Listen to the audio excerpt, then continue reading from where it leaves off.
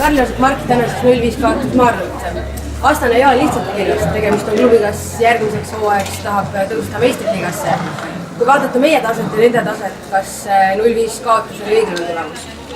Ma arvan, et täna võib-olla isegi oli, sest täna me ei suutnud enda mängu näidata, mis me oleme viimased mängud tegelikult väga head jalgpalli näidanud, isegi tugevate vastastega.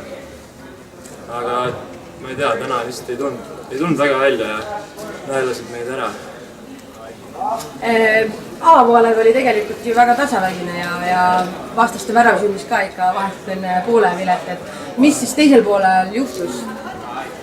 No jäime 0-1 kaotusseisu ja nagu ka Kuressaarega eile näeksin Tamme staadionil, üritasime teisel poolel tagasi oma värav lüüa, sest tabelisse 0 punkti taha ja see 0-1 kaotus on umbes sama alt kui 0-5, nii et üritasime lihtsalt kõrgemalt minna ja värav ära teha. Ja seekord ei suutnud. Meil on sel hooajal olnud probleeme realiseerimisega. Sellest vaatamistest vaadates, kuidas nüüd tänast mängu hinnata võimaluste loomise ja nende mitterealiseerimise poolest?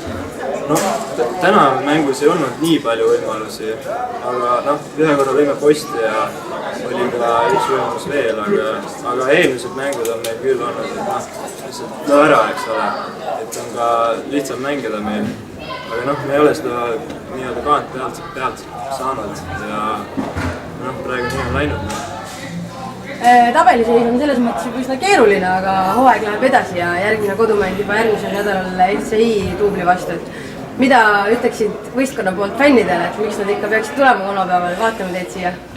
No, ütleme niimoodi, et meie poisid kõik usume, et me anname ennast ikkagi maksimum nii palju, kui me kõik oskame ja proovime, kuigi me oleme esimest aastat esiliigas ja nagu näete, väga raske on, aga meie üritame ja loodame, et ka tullakse vaatama.